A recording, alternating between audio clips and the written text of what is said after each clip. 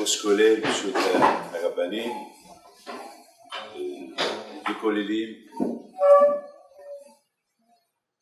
Je voudrais essayer de comprendre avec vous tous, lorsqu'on parle de la paracha de cette semaine, des Meraglim, les espions que Moshe Rabbeinu a envoyés pour espionner la terre de Eretz Canaan, afin de pouvoir préparer le combat pour les attacher, pour entrer en Eretz Israël. On a vu dans la Torah que la Torah nous raconte que ils ont critiqué, ils ont parlé du Lashon Hara. Et on va essayer de comprendre comment des tzadikim, comme si Moshe Rabbeinu il a envoyé Yoshua et Kalev, Yoshua Benu et Kalev et Yifune, deux grands tzadikim, donc on pouvait comprendre que ceux qui sont partis avec eux, c'est des grands tzadikim. On ne peut même pas imaginer comment est-ce possible qu'ils sont arrivés à critiquer Eretz Israël. Moi, toujours, j'ai dit, celui qui ne veut pas aller en Israël, qui ferme sa bouche. Il peut y aller, qui ne va pas. Mais critiquer Hasbi Shalom, celui qui la critique, il critique la Torah. Pourquoi pas ça Akash Baruch Hu, il aime Eretz Israël. Akash Baruch Hu, il y a beaucoup de mitzvot qui sont liés avec Eretz Israël. Il y a des mitzvot qu'on ne peut pas faire Dieu par dans le monde avec Eretz Israël. Alors, tu ne veux pas y aller, ne va pas. Tu as peur d'habiter là-bas, ne va pas. Mais pour aller faire du tourisme, et lorsqu'on te dit, et lorsque quelqu'un te propose pourquoi tu ne vas pas habiter là-bas, tu commences à critiquer, alors là, c'est impardonnable. Reste là où tu es, là où tu veux, mais ne critique pas. C'est ça. Alors comment on peut comprendre ces shvatim, ces chefs de tribus qui sont partis en Eretz Israël? Ils ont critiqué Eretz Israël, c'est grave. Comment est-ce possible? En plus, ils ont dit Eretz Ochel Shvea. Parce qu'ils ont vu des gens qui s'enterrent. Il y avait chaque jour il y avait des enterrements. Mais Hachamim disent pourquoi il y avait des enterrements. C'est que il a voulu occuper les Kénaanim pour ne pas qu'ils s'occupent des 12 espions qui sont venus espionner. Vous imaginez 12 rabbins avec une barbe, 12 personnes qui marchent dans les rues de Canaan, tout le monde va les regarder. Je me rappelle beaucoup des fois, ça arrive que j'arrive dans des aéroports ils n'ont jamais vu là-bas un juif barbu, tout le monde qui me regarde. On attire l'attention des gens. En Amérique, les Juifs sont habitués, mais imaginez à Eretz Canaan, on voit 12 juifs habillés comme des juifs, 100%, ils ont quelques souvenirs comment ils étaient habillés, comment ils s'habillaient Abraham, Abino, Isaac Abino, les Shvatim, plus ou moins on sait. Donc plus ou moins, qui ne sait pas? Tout le monde sait. Alors, il y a ici un problème. Au contraire, personne ne vous voit, vous passez incognito. Dites merci à Hachem. Non, ils ont dit, Eretz Ochel Shvea. Ils ont commencé à critiquer, ouais, c'est une terre qu'elle tue les gens, chaque jour il y avait des enterrements. Mais Hachem, il a fait ça exprès. Pour que personne ne s'occupe de vous. Et après, voilà, personne ne s'occupe de vous. Au contraire, il faut dire, merci à Kadosh Baruch Hu. Non. Ils ont critiqué Eretz Israël. Donc, il y a ici un problème. Et surtout, mes amis, lorsque la Rashi dit une phrase terrible, Rashi dit que Vaïchou Vaïbou, ça veut dire qu'ils sont partis, ils sont venus. Et Rashi dit, c'est quoi?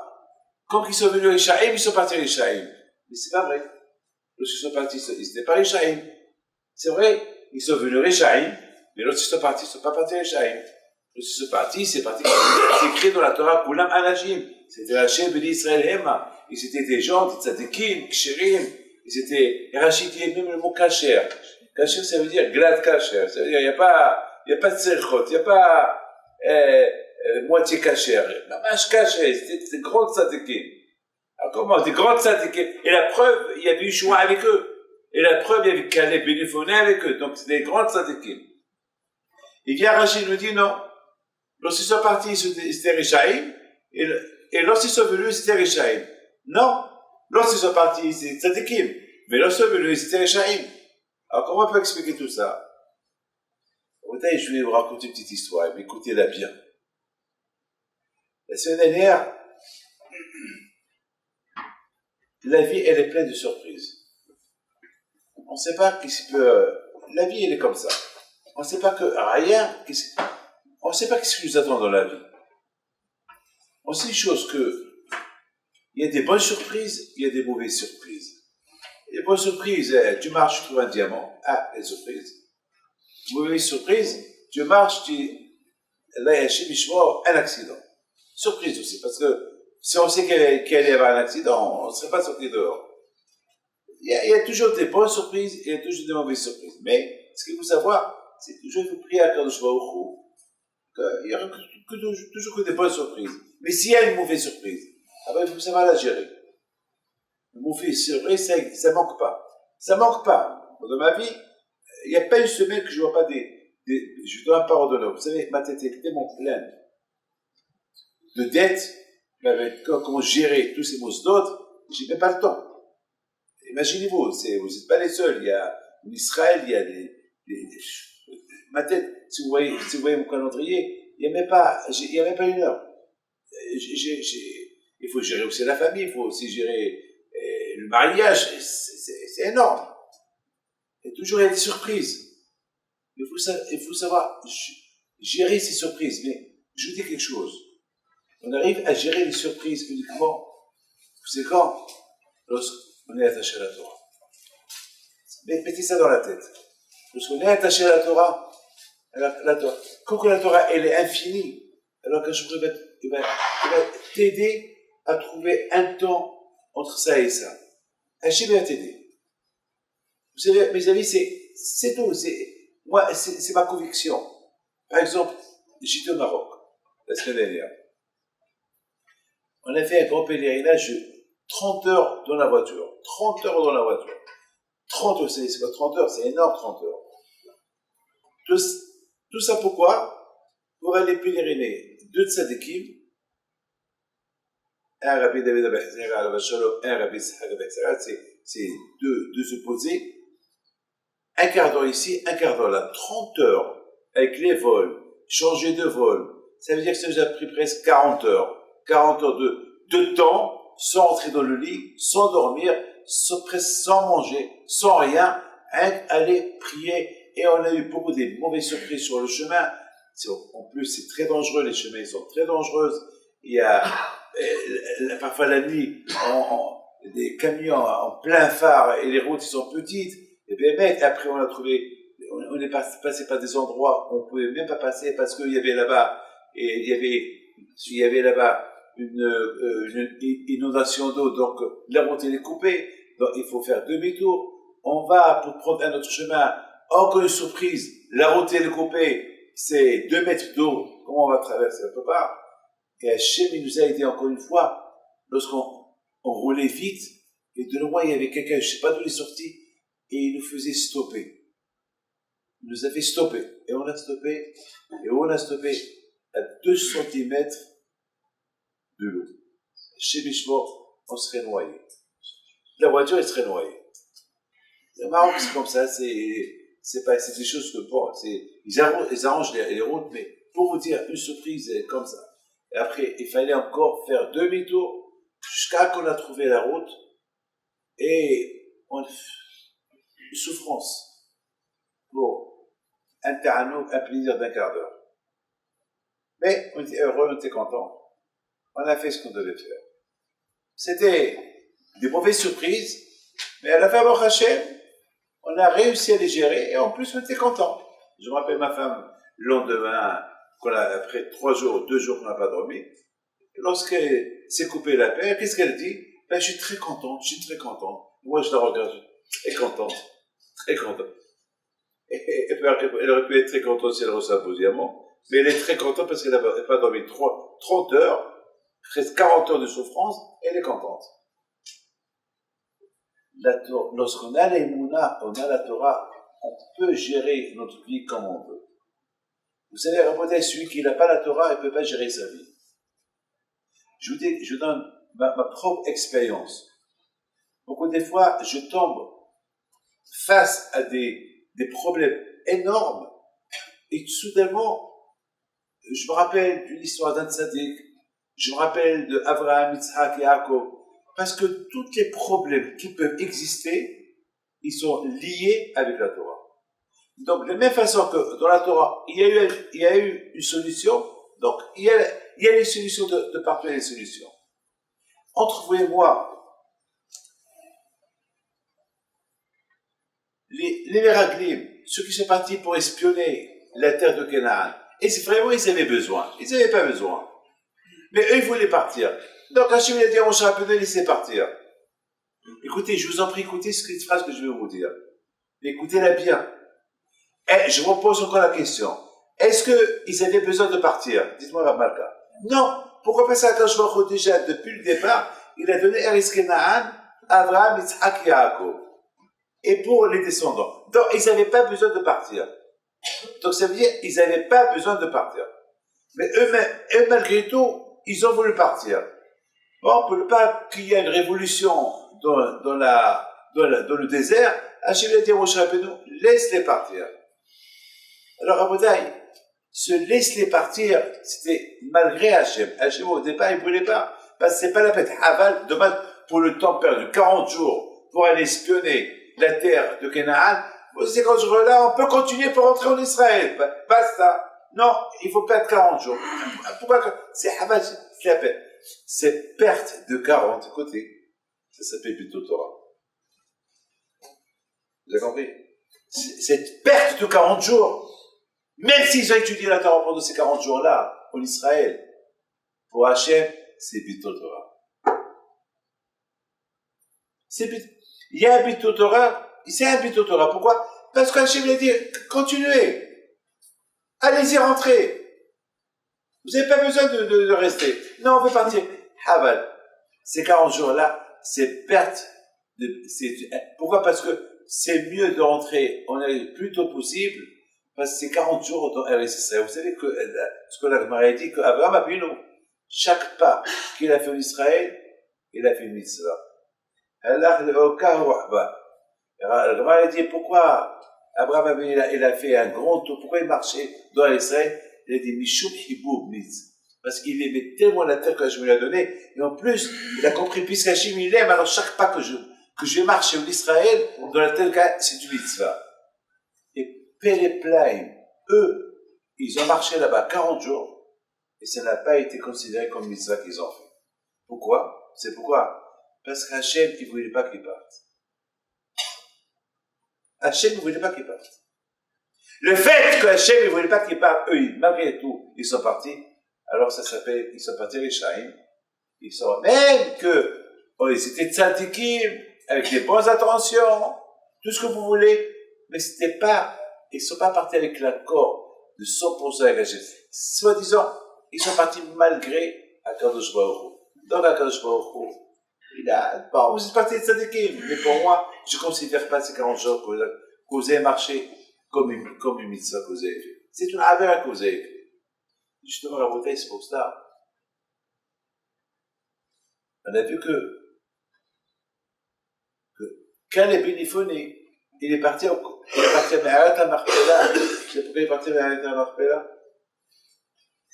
Hachamim dit qu'il est parti, soi-disant, pour prier. Non. À part, parce que Hachamim dit qu'il est parti pour prier, pour qu'il ne tombe pas dans le piège. Il est parti, il voulait faire une démonstration. Il voulait dire à Hachem, ne considère pas cette marche que je marche ici en Israël comme Abraham. Considère comme Abraham Avinu que chaque pas qu'il faisait, c'est une mitzvah qu'il a fait. Considère que Abraham, chaque pas qu'il a fait en Israël, il a fait une mitzvah. Alors moi aussi considère que je suis en train de faire des mitzvahs. Chaque pas que je fais. C'est la raison pourquoi il est parti malheureusement, aujourd'hui on voit les NRA, beaucoup des avions pleins qui partent le tourisme en Israël. Tourisme, beaucoup de touristes. Ils partent blancs et retournent bronzés. Et lorsqu'ils sourient, vous voyez que leurs dents. Oh, tu étais acheté à Eilat. Oh, tu étais acheté à Tel Aviv. Oh, tu étais acheté là. Oh, tourisme. C'est bien de faire le tourisme. J'ai pas dit que c'est pas bien. Bien sûr que c'est bien. Mais dans ce tourisme-là, il faut qu'il y ait aussi un peu de tourisme de Kedusha. Il faut qu'il y ait un peu de Kotel Ma'aravi, un peu. Elle est priée à gauche, à droite. Marcher un peu en Eretz Israël. C'est pas que du Israël, c'est pas que du tourisme. Israël, c'est les mitzvot. Moi, je suis en train d'écrire aujourd'hui les mitzvot que si un jour j'irai m'installer en Eretz Israël, quels sont les mitzvot que je dois faire? Les mitzvot qui sont liés avec Eretz Israël. Parce qu'il y a des mitzvot à faire. Il y a plein. Israël, c'est pas avec Eretz Israël, c'est pas avec un pays que Eretz Israël, c'est un pays de mitzvot. Comme on a vu Moshe Rabbeinu alayhi Shalom, combien il a voulu vivre. Il a prié à Kadosh Baruch Hu, je veux Hachem, s'il te plaît, Kadosh Baruch Hu. Pourquoi? La Gemara était pourquoi il voulait vivre Moshe Rabbeinu? La Gemara répond parce que Moshe Rabbeinu alayhi Shalom, il voulait accomplir les mitzvot en Eretz Israël. Il voulait pas être satisfait que les Am Israël vont accomplir à sa place. Lui-même, il veut les accomplir, lui-même.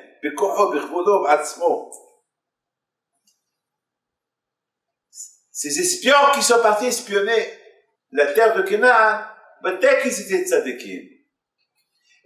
Je suis sûr qu'ils ont même étudié la Torah en Eretz Israël. Pendant 40 jours, des grands tzadikim. De quoi voulez-vous qu'ils parlent? Ils vont parler de la Kedusha de Eretz Israël, ils vont parler de les mitzvot qui sont liés avec Israël. Et voilà, bien sûr. Alors pourquoi ils ont critiqué Israël? Parce que même s'ils ont étudié la Torah, cette Torah qu'ils ont étudiée, ça ne les a pas aidés à les protéger. Pourquoi? Parce qu'ils sont partis contre la vie d'Hachem. J'ai tapé cette semaine.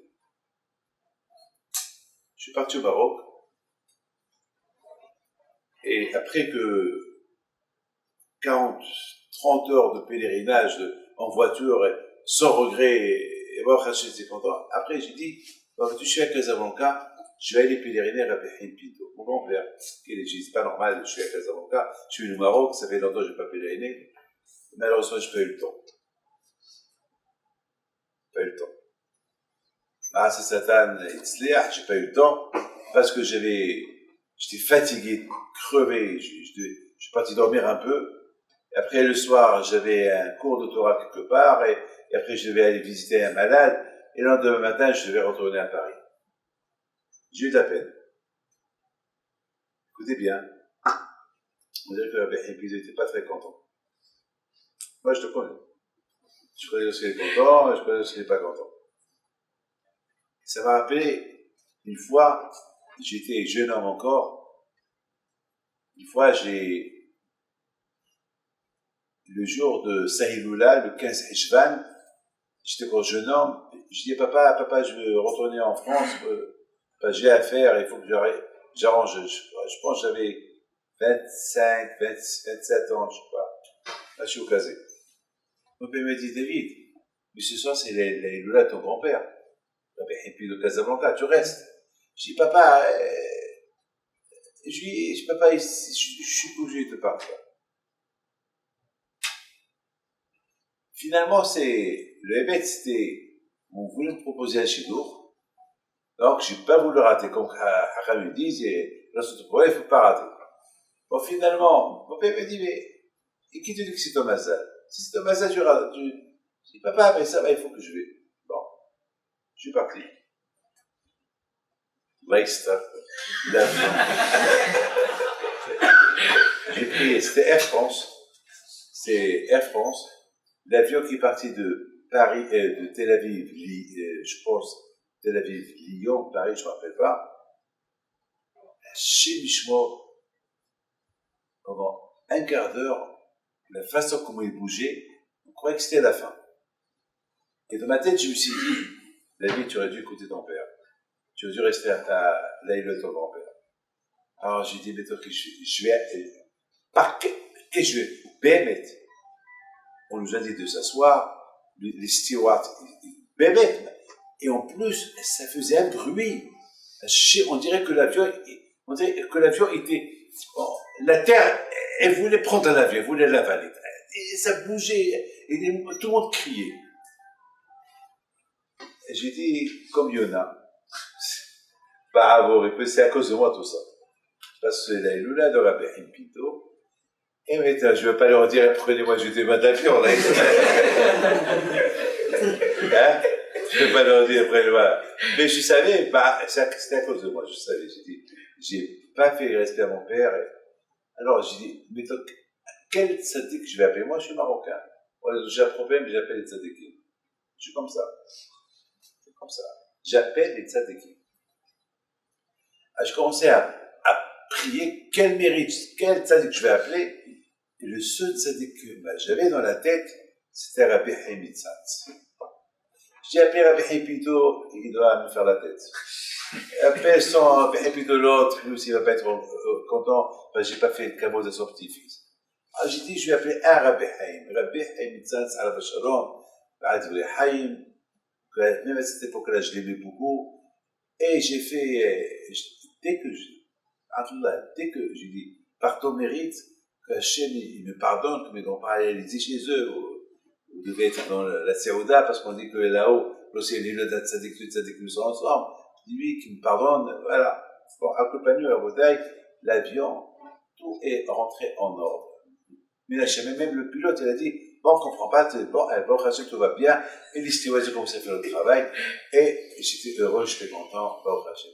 Et à un moment donné, encore ça recommence encore, et encore je l'ai appelé, encore ça s'est arrêté. On dirait, et j'ai fait un vœu d'acheter tous les livres de Rabbi Haim Itzatz. C'est juste ça que je raconte, que je l'ai raconté à son fils, à son petit-fils, de Adon Itzatz, de Nathania, Yehuda et Koutier Yehuda, Alav Shalom, le père de l'Admor actuel. Et il a fait un grand tour. Il a dit, ah bon, il était content qu'un Marocain lui parle. Il lui raconte une histoire des tzadikim. Il était content. Mais ce que j'ai découvert, vous savez, c'était à New York, à Union City. Union City, c'est là-bas où était l'Admor Itzatz. Vous savez qui m'a accueilli là-bas? Un Hassid.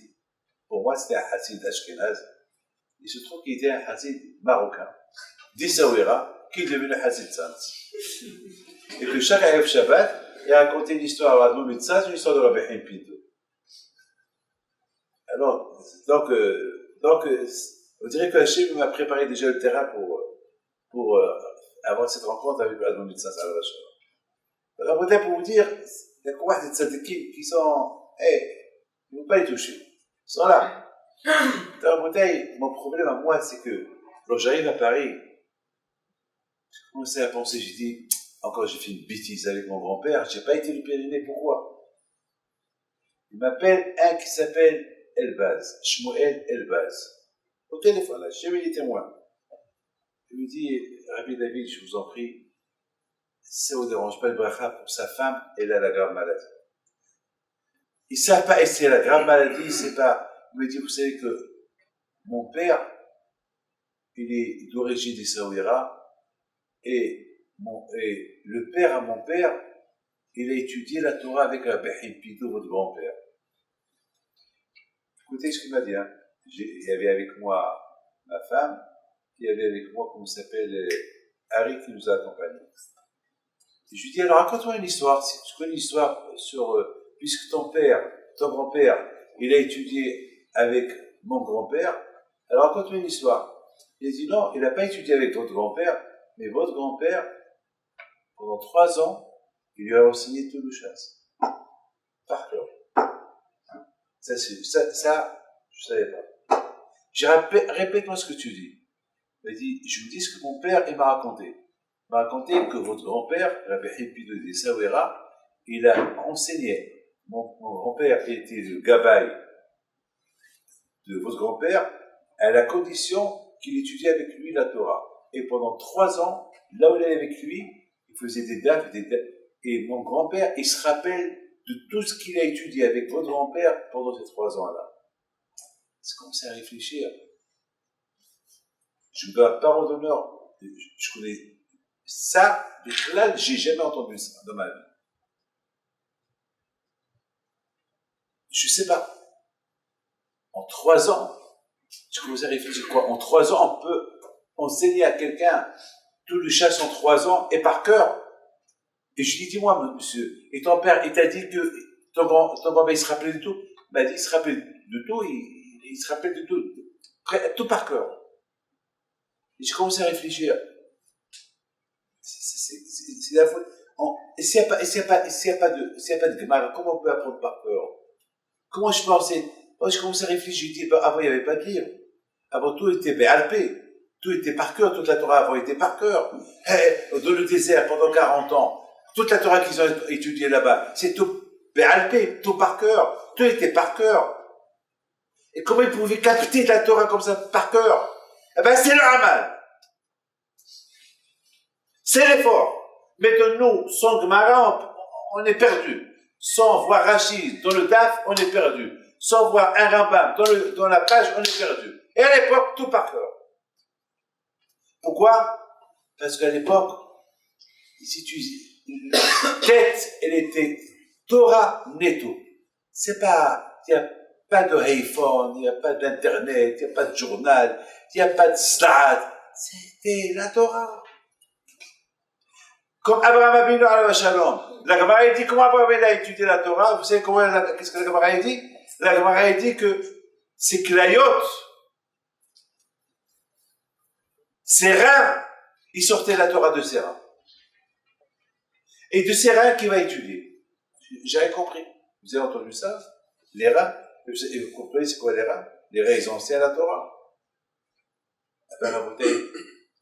Ma réponse, elle est simple. Je vois mes mains. Je vois que chaque membre et veine de mon corps est lié avec la Torah. Chaque membre et veine de mon corps a un lien avec une mitzvah de la Torah. Il y a 613 mitzvot, il y a 613 membres et veines. Donc voilà. C'est tout. Rabbi Yoshua Pito alav shalom, il a écrit un livre à l'âge de 13 ans. Il l'a offert à son père. Aujourd'hui, je suis en train de voir, beaucoup de fois chez les gens, des enfants de 3 ans, 4 ans, 5 ans. Ils prennent le téléphone, l'iPhone de leur père, ils le manipulent, ils font ce qu'ils veulent. Vous savez, il y a quelqu'un, un papa, il a trouvé son fils en train de voir des bêtises, il a trouvé tout seul le code de l'iPhone de son père. Comment? Il a que 3 ans, 4 ans. Ça veut dire quoi? La norma.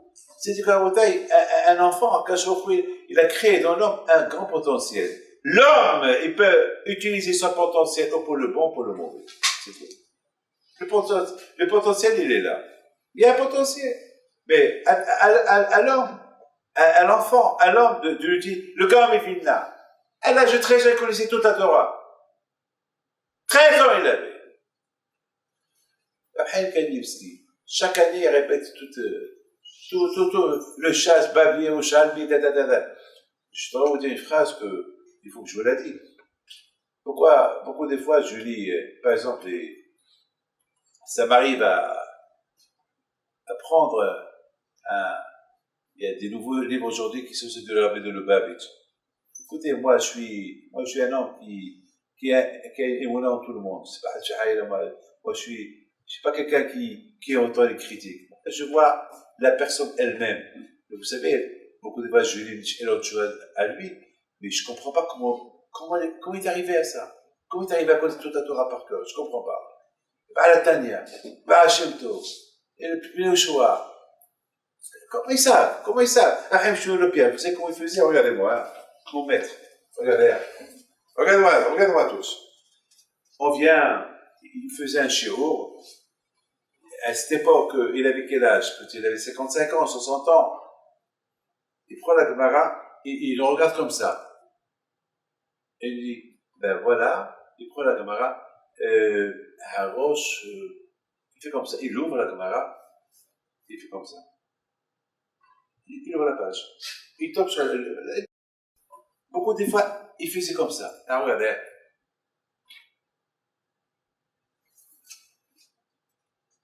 Comment? Ça veut dire que Donc, si vous voyagez de Gateshead à Londres, ils prennent une valise de Gemarot. Nous, qu'est-ce que... Non, on a une valise des journaux.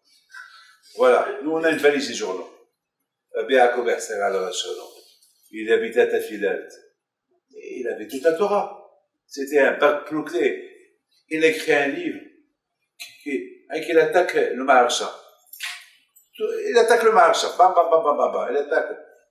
Ça veut dire la Frida. Petite sadique ou que la Frida, il a. Aboudaï, prenez Rabbi Yochanan ben Zakkai. Rabbi Yochanan ben Zakkai, il connaissait toute la Torah du monde entier. Même si on veut écrire toute sa Torah, c'est comme on prend toutes les plumes du monde, toute l'encre du monde et toutes les feuilles du monde. À peine on va écrire Tipa Menaï. Après un coup dans l'océan, on va écrire. Ça veut dire, et encore il y a la. Et comment il a pris tout ça? Par cœur. Par cœur. Il n'y avait pas de livre, il n'y avait rien du tout. Pourquoi? Parce qu'il y avait le Hamal. Maintenant, j'arrive maintenant à comprendre que Rabbi Haïm Ben Arajah, il avait ce courage-là d'enseigner à un son chamage, Rav Elbaz, à la Vachalon que je ne connais pas, c'est son fils, son petit-fils qui me raconte ça. En 3 ans, il a dit, il lui a enseigné toutes les choses par cœur. Ça dépasse mon imagination. Moi-même, une page par cœur, je ne la connais pas. Même d'une page, je ne la connais pas. Pour aller. Quelle honte je vais avoir devant. Même d'une page, je ne sais pas. Même Mishnah par cœur, je la connais. Je ne la connais pas. Peut-être je connais que celle de, comment ça s'appelle? Les Matakoim Shima Ve'avit. Peut-être celle-là et Abba Asa, votre kid Hamisa Oraner. J'ai oublié le reste déjà. Voilà, vous dites. Et comment? Je ne comprends pas. Le Hamal. Je vous entends en train de lire et vous criez pour comprendre. Eh bien, ce que vous êtes en train de lire en criant, vous n'allez jamais l'oublier. Jamais vous allez l'oublier. Le Hamal, jamais. Vous allez oublier tout, mais pas ça. Parce que c'est ça la leçon Hachem. Les Meraglim, la faute qu'ils ont fait, c'est qu'ils ne devaient pas y aller. Pesséder, ils sont partis. Bon, ils veulent partir, ils ont une famille. Pesséder. Quand je regarde Pesséder, allez-y. D'accord, vous êtes. Mais si vous calculez ces 40 jours-là, 40 jours de Bitul Torah. Mais ils sont partis à PHM. Ouais, à PHM parce que vous m'avez obligé. C'est à PHM. C'est comme par exemple, mon fils me dit, je dis à mon fils, il me dit quelque chose. Non, je te conseille pas. Papa, je suis obligé. Bon, tu veux le faire, fais-le. Fais-le. Mais quand même, je lui dis, fais-le. Mais accompagne. Il a transgressé ce que je lui ai dit de faire. C'est tout. Fais-le. Asma, fais-le. Mais ça ne veut pas dire que, mettons, Hachem, vous savez c'est quoi 40 jours pour Akadosh Baruch Hu? C'est énorme. C'est l'équivalent de toute la Torah qu'elle a été donnée à 40 jours. C'est de Akadosh Baruch Hu, il aura Hachem Ishmor. Hachamim me disent que lorsqu'ils sont venus, écoutez bien ce que, lorsqu'ils sont venus, au retour, vous savez, ils ont dit, oui, je vous en prie, écoutez cette phrase-là. Oui, on a vu des gens qui s'enterrent tout le temps. Eh ben, quand vous voyez le côté négatif, regardez le côté positif. Voilà, ils étaient en train d'enterrer les gens. Est-ce qu'ils vous ont touché? Non. Alors, qu'est-ce que vous êtes en train de se plaindre? Qu'est-ce que vous êtes en train de se plaindre? Et après, ils sont arrivés à dire des bêtises. Là-bas, le peuple est tellement fort, même Hachem, il ne pourra pas les guider, il ne pourra pas, ils sont plus forts que le bon Dieu, que Hachem. Ils sont partis de 4 fautes comme ça, oui. Vous savez pourquoi? Parce que, depuis le départ, ils ne devaient pas y aller. Ils ont cru bien faire, ils ont mal fait. Il y a une fois, il y a un rab qui va chez un admour. Il dit, est-ce que je peux aller à l'Iloula de Bishon Yochai? Ah ben, Yeshiva. Et le Rebbe lui a dit, tu veux aller à l'Yeshiva? Je crois que c'est l'Admour Mégour, je crois la Beth Israël, je pense, si je ne me trompe pas. Et tu veux aller? Il a dit, oui, je veux aller. Il dit, Bishon Yochai, il sera plus content que tu restes à l'Yeshiva étudier. Ne va pas. Beaucoup de fois, c'est ce que je dis aussi aux gens. Ne va pas. Ne va pas, il sera plus content. Pourquoi? Parce que c'est vrai, tu vas aller. Mais déjà, est-ce que tu vas calculer tous ces petits Torah que tu vas faire pour aller? Il y a des gens qui ont besoin. Donc, pour cela, on n'a pas de problème. Mais pour un Ben Torah, qui étudie la Torah, pour arrêter son limoud, pour aller, non, c'est déconseillé. C'est déconseillé. Parce que la Torah, c'est le pèlerinage, c'est Ma'aseh Satan. Va au pèlerinage pendant tes vacances. Pourquoi pendant l'étude? Pourquoi pendant le limoud, tu vas y aller? Pourquoi? Rabotam Israël dans le désert, ils étaient en train d'étudier la Torah, ils étaient là-bas, ils se préparaient pour entrer en Israël, pour accomplir l'émission de Yeshua et Israël. Qu'est-ce que vous êtes en train de ralentir quelques millions de Juifs pour ne pas entrer en Israël, pour aller exploiter Israël? Tout à l'heure, il a dit qu'elle est bonne. Même s'ils ont étudié la Torah là-bas, pour Hachem, c'est du Torah. Et après, voilà où ils sont arrivés. Ils sont arrivés à faire pleurer tout le monde. Et qu'est-ce qui s'est passé à la fin? Il s'est passé à la fin que je leur ai dit, vous avez prié, pleuré pour rien, eh bien vous avez pleuré pour les générations, parce que chaque nuit, de Tisha B'Av, vous allez pleurer. Les deux Beth Amikdash, le premier et le deuxième, ont été détruits à Tisha B'Av. Comme cette nuit qu'ils ont pleuré. Et qu'ils ont fait à Tisha B'Av, qu'ils ont fait le Wada, qu'ils ont fait le jour de Tisha B'Av, on n'étudie pas la Torah. Pourquoi on n'étudie pas la Torah? Le contraire, il faut étudier la Torah. Arabe, ou pas, il faut étudier. Pourquoi ne pas étudier? Parce que la Torah, il est Messamahat. Le contraire, c'est ça le tikkun. Le tikkun, le Beth Amikdash a été détruit à cause de Beth Torah. Mais toi, c'est tikkun. Asma, tikkun. Voilà, même à Tisha B'Av, on dit Karata Alay Moed. Le jour de Tisha B'Av, ça peut être Mashiach, ça peut être une fête. Moi, je vous dis à part d'honneur. Chaque fois que je lis ça, je suis un peu content à Tisha B'Av. Je dis plutôt ce que je vais vous dire. Déjà, il y a une petite joie. Peut-être, on dit que, peut-être il va venir à Tisha B'Av. Lorsque Mashiach va venir, si Dieu veut, ça va être, le jour de Tisha B'Av, ça va devenir comme une fête. Justement, la bataille. La Torah, elle veut nous rappeler que même s'ils ont cette Torah qu'ils ont étudiée pendant 40 jours en Israël, lorsqu'ils sont partis, c'est Meraglim, qu'est-ce que les sorti de cette Torah qu'ils ont étudiée pendant 40 jours? Qu'est-ce qu'ils sont sorti de ça? Ils ont été contre la vie d'Hachem. C'est comme qu'on a vu lorsque les Ma'apilim, lorsque maintenant Hachem a dit au Israël, vous allez rester les 40 jours, 40 ans, il y a eu des gens qui se sont dit, bon, on va monter maintenant, on va rentrer en Israël. Moshe leur a dit, si vous sortez de là, les Kénaanim, ils vont vous tuer. Mais ça va, on veut rentrer, non, Hachem ne veut plus que vous partez. C'est fini. Lorsque Hachem dit une phrase, il faut l'écouter. On ne peut pas faire ce qu'on veut.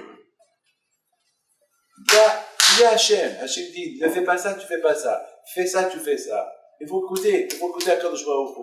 Et lorsque tu écoutes Akadosh Baruch Hu, ton corps, il te donne des bons conseils. Pourquoi moi je suis un prophète, moi? Pourquoi moi je suis un conseiller de finances et tout ça? Pourquoi de fois je gère des milliards des milliards en dollars, je gère pour des gens, genre de conseils. Alors, qui suis-je? Et soit que quelqu'un m'a dit une fois, j'ai arrangé des frères pour leur faire la paix, et j'ai arrangé comment, pendant 20 ans, pas 20 ans, pardon, pendant 10 ans, la guerre, un peu plus, je les connais, ils se disputent, et c'est les avocats qui gagnent d'argent. Les avocats, ils ont perdu presque 20-30 millions de dollars avec les avocats. Je suis venu un jour, écoutez, je vais vous arranger, vous savez, parmi les avocats, il y avait l'avocat qui a comment ça s'appelle, qui a défendu Dominique Strauss-Kahn, parmi les avocats. Je les ai tous réunis. Cet avocat-là, pour s'asseoir à côté de toi, il faut... Et moi, j'étais là, c'était moi le balade. Eux, ils étaient tous en face de moi, et c'était moi, je dis, voilà. La question, elle est pam, oui ou pas? Oui. vous dites ça, vous dites ça, vous dites ça, vous dites ça. Oui. Maintenant, vous allez m'écrire une lettre, que ce que je dis, vous allez le faire. Alors, eux, ils m'ont pris pour un fou. Il y avait un lien avec moi. Eux, ils m'ont pris pour un fou. Ils ont dit, qu'est-ce que... Si eux, ils n'ont rien fait, qu'est-ce que moi, je peux faire? Je les ai fait signer. Ce que je leur dis, toi, X, tu vas donner à ton beau-frère X. Toi, X, tu vas faire ça et ça et ça. Mais avant que j'ai dit ce que j'ai dit, j'ai fait tout signer. Ils ne pouvaient plus reculer. Après, je les regarde dans les yeux. J'ai raison ou pas? J'ai raison ou pas? Alors, il y a un parmi eux, il me dit, où vous avez fait vos études? Voilà. Je dis à la yeshiva. Yeshiva? Quelle yeshiva? Ben, à Fuglen, à Armentières, à Saint-Bernard. Et là-bas, ils font quoi? C'est une université. Là-bas, on étudie la Gemara. Et je les ai arrangés jusqu'à maintenant, ils sont entrés. Ça y est, j'ai arrangé. C'est la Torah. C'est le pouvoir de la Torah. La Torah, elle te donne des conseils. Elle te donne comment vivre. Il faut y être attaché. Sinon, Hachem Ishmor, tu es perdu. Tu peux être l'homme le plus intelligent du monde. Tu vas te donner toi-même que des mauvais conseils. Toi-même, tu vas te donner des mauvais conseils. C'est tout. C'est la bouteille. Si ces Meraglim là, ceux-là qui sont partis exploiter Israël, la terre de Canaan, ils ont écouté Hachem, eh ben tout était en réglo. Il n'y aurait pas eu de destruction de Beth-Amikdash, ils seraient partis tout de suite, 40 jours à l'avance, 40 ans à l'avance, 40 jours à l'avance, et ils vont commencer à faire les mitzvot qui sont avec Eretz Israël. Le fait qu'ils sont partis exploiter la terre de Canaan pendant 40 jours, même s'ils ont étudié la Torah pendant 40 jours, le fait qu'ils n'ont pas écouté Hachem, qu'est-ce qu'il dit à Akadosh Baruch Hu? Je m'en fous de vos sacrifices, qui aiment l'Ishmoa et le Kol Hachem. Comme je termine avec Shaoul Amelech. Shaoul Amelech, quand je dis à Shaoul, tu fais la guerre. Quand tu es Amalekim, tu extermines tous les bétails et ne prends rien pour toi. Shaoul, il fait comme ça. Il va, mais il fait la guerre contre les Amalekim, il va éliminer les Amalekim, mais il apporte les bétails. Et Shmuel Navi lui dit, Shaoul, qu'est-ce que tu fais? Qu'est-ce que tu as fait? Il a dit, Shama'ati le Kol Hachem, j'ai écouté ce que Hachem a voulu. Qu'est-ce que Hachem a voulu? Il a voulu Hachem que je détruise Amalek, j'ai détruit Amalek. Il lui dit, et Vema Kolatzon que j'entends, et c'est quoi ces bétails que j'entends? Il a dit, ça, je l'ai apporté les Zouach Hachem, je l'ai apporté pour faire les sacrifices Hachem. Il dit, Shmuel Navi, Shaoul, est-ce qu'Hachem il a besoin de tes sacrifices? Hachem il veut que tu l'écoutes. Hachem il veut que tu l'écoutes. Tu te prends plus intelligent qu'Akadosh Baruch Hu. Mais déjà, Akadosh Baruch Hu t'a dit de détruire Amalek et détruire tous les bêtes, tous les animaux. Tu laisses rien. Alors, qu'est-ce que tu fais toi? Tu as détruit tout ce qui est cheap, tout ce qui est pas cher. Et les choses qui sont chères, tu les as pris. Mais on les a pris pour Hachem. Mais Hachem ne veut pas de ça. C'est de même pour les Meraglim. Hachem, il a dit que Eretz Israël, elle est bien. Elle est bien, et elle a des mitzvot à faire, tu écoutes. Non, on va aller voir. On va aller voir. Ben, c'est fini pour vous. Même si vous allez étudier la Torah là-bas, c'est votre Torah, c'est comme par exemple, si vous prenez de votre cachère, oui, vous avez compris, la cachère, vous allez la faire cuire dans une marmite tarif, une marmite de lait, qu'est-ce qui devient la viande? Quoi? Assour. Elle est interdite. Alors, ça, le fait qu'on n'a pas étudié, vous n'avez pas écouté la voix d'Hachem, même si vous allez étudier la Torah pendant 40 jours dans les terres de Canaan, quand je réconcilie ces 40 jours-là, c'est Bitul Torah, Bitul Zman, et donc, Bikish Alechatam, donc, Hachem va considérer votre aller comme des Shaim, et votre venue des Shaim, et comme ça. Voilà, peut-être que chacun de vous, il fait attention. Que si vous voulez réussir dans la vie, ne vous croyez pas que vous êtes très intelligent. Mettez ça dans la tête. Ne vous croyez pas que vous êtes des Superman, des super... vous êtes tant avec la Torah, c'est comme il dit, Atem Nekraim Adam.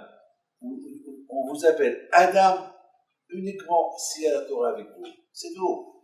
Atem Mikaim Adam. Et c'est quoi le mot Atem? Atem, c'est les mêmes lettres de Emet. Emet, c'est la Torah. Si vous avez la Torah dans les mains, alors n'ayez pas peur. Après, je vais vous aider. Vous êtes super intelligent, super hachamim, tout ce que vous voulez. Sinon, Hachem Ishmor.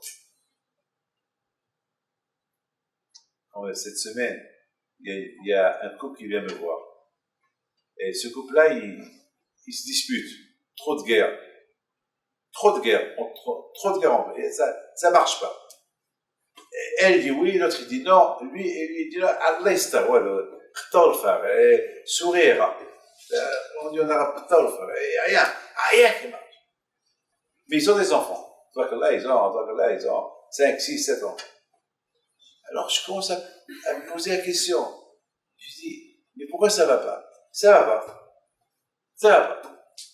Il y a une seule chose que j'ai posée comme question. Monsieur, est-ce que tu étudies un peu la Torah? Il me dit, non, je ne sais pas. Et toi, madame, tu fais un peu? Il me dit, je fais ce que je peux. Je lui ai dit, écoutez, essayez de faire, il y a, avec toutes les thérapies qu'ils ont fait, tous les psychologues qu'ils ont vu, rien ne marche. Ils ont été chez les meilleurs psychologues, ils sont partis même chez des psychologues qui coûtent très cher. Rien. Est-ce qu'une souris et un chat, ils peuvent cohabiter ensemble? Impossible.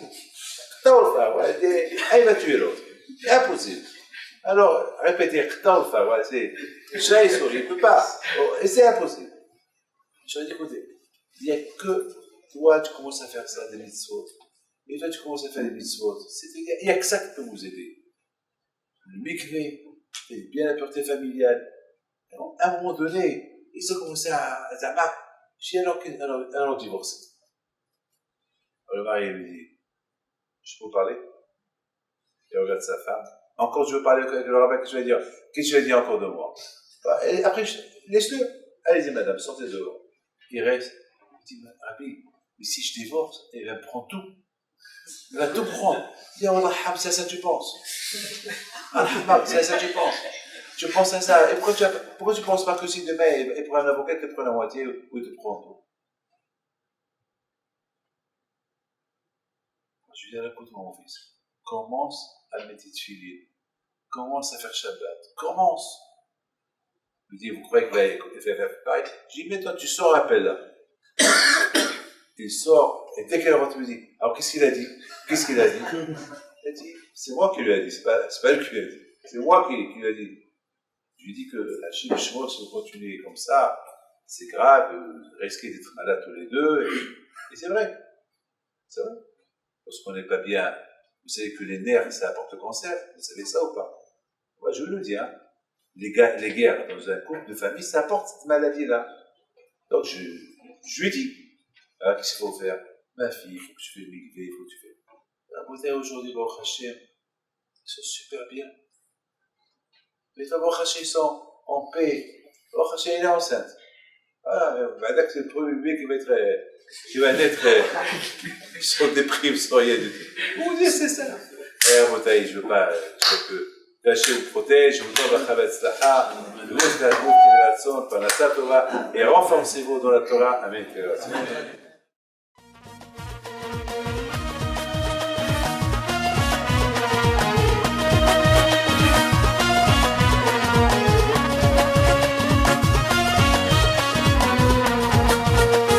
Non, du jenes zgartu